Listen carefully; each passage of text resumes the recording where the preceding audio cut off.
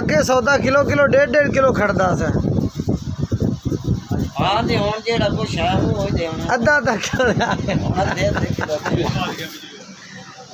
बिजली दे करा पूरे के गेवा लगा के चाची मेरी मरेंदी ने भी सौदा ढेर लेके आया कर यार की करिए मैं नु आख्या भी गुजारा करिए हां मारी नाम है मारी ना गुजारा करिए अच्छा हां थोड़े नाल थोड़ा ज्यादा नाल ज्यादा जैसे ज्यादा हो से ज्यादा दा ले